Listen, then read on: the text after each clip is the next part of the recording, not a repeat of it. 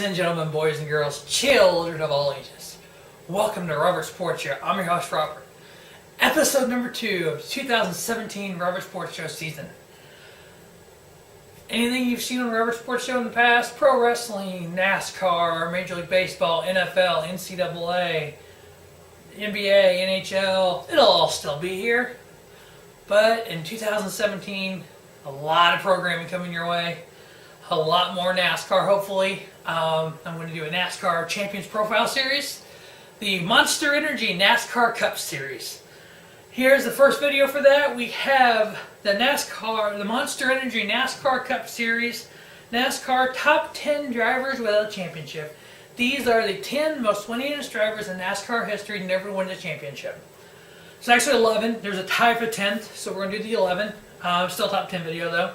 Number 11, we have Jack Smith. He raced from 1949 to 1964, had 264 races, 21 wins, 142 top 10s, 23 poles, the 1959 most popular driver. His first NASCAR race was the first NASCAR race, 1949 at Charlotte Speedway. His last race was in 1964 at the Savannah Speedway, the Sunshine 200. His best points finish was in 1962, 4th.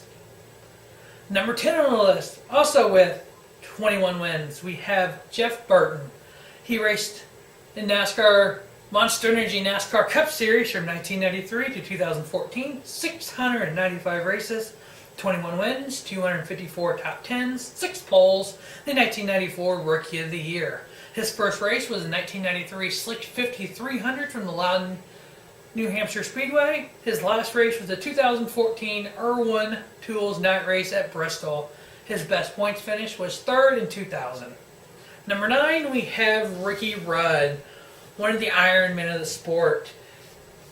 He raced in NASCAR from 1975 to 2007, 906 races, 23 wins, 374 top 10s, 29 poles, the 1977 Rookie of the Year.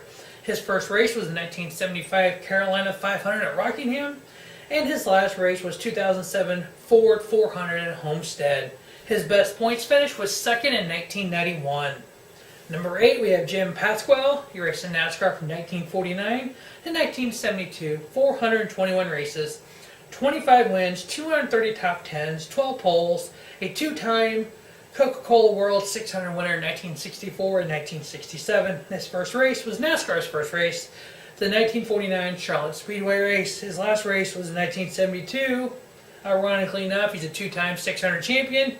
His last race was the World 600 at Charlotte. His best points finish was 1956, was 5th. Number 7, we have Fred Lorenzen. 1956 to 1972, 158 races, 26 wins, 84 top 10s, 32 poles, 2-time most popular driver in 1963 and 1965. First race, Langhorne Speedway, 1956. His last race was at Martinsville, the Old Dominion 500 in 1972. Number 6, we have a current NASCAR driver, winning driver. We have Dale Earnhardt Jr. from 1999 to current. Missed a few races this year, as we all have, most of the season, as we all know, because of the concussion issue. Been cleared to drive in 2017, and New Year's Eve was his wedding day. Happy wedding day, Dale Earnhardt Jr. Been married 15 years, so it's everything you ever want it to be. It's work from both parties. It's never easy. Congratulations, my friend. Dale Jr., 595 career races, 26 wins, 252 top 10s, 13 poles, 14-time most popular driver from 2002 to 2016. Ironically enough, in 2001, his dad was most popular driver. So Earnhardt has had a stranglehold on the most popular driver award in recent years. Before that, I believe it was Bill Elliott had a stranglehold on it for years. Darrell Waltrip, Jeff Gordon. Dale's first race was 1999 Coca-Cola World 600 at Charlotte, and the last race he actually ran in was the 2016 Quaker State 400 at Kentucky. He finished 3rd in points in 2003. Hopefully 2017, as a married man, will be his first NASCAR championship. Number 5 on the list, another current superstar, Carl Edwards. Hard luck, Carl. Started racing in 2004 in the Monster Energy NASCAR Cup Series with 445 races, 28 wins, 223 top tens, 22 poles. He won Rookie of the Year in the Truck Series and in the Nationwide Series. First race was 2004 GFS Marketplace 400 at Michigan. His last race was this past year was the 2016 Ford EcoBoost 400 at Homestead. His best points finish was second in 2008 and 2011. He tied in 2011, or was it 8? 8. He tied in 2008 with Tony. Was it 11? Yeah, 2011 he tied. It was 2011 he tied. He tied with Tony Stewart. Stewart had the most wins. He tied for the championship. He actually ran for the championship this past year. Denny Hamlin, number 4, started racing in 2005, 398 Cup races, 29 wins, 195 top 10s, 24 poles. 2006 NASCAR Rookie of the Year. First race was the 2005 Banquet 400 at Kansas Motor Speedway. His last race was the 2016 Ford EcoBoost 400 at Homestead. His best points was 2010. He finished second. Third on this list, Edward Glenn Fireball Roberts. Raced in NASCAR 1950 to 1964, 206 races, 33 wins, 122 top 10s, 32 poles. The 1957 most popular driver. First race was the 1950 Daytona Beach Race. It's 9 years before the Daytona International Speedway was open, when they raced on the beach. The last race was 1964 World 600 at Charlotte. His best points was second in 1950. And number 2 on this list, probably one of the most hard luck drivers ever. I think overall one of the greatest drivers to never win a championship when it comes to poles and or top 10s. And Mark Martin, 1981 through 2013, 882 races, 40 wins, 453 top 10s, 56 poles. His first race was the 1981 Northwestern Bank 400 at North Wilkesboro. His final race was the 2013 Ford EcoBoost 400 at Homestead. 5 times he finished second in points. In 1990, he lost the championship by, if I remember right, 25 points or 20 points or something. The second race of the year at Richmond, he was docked points for having an intake manifold that was not welded, that was bolted.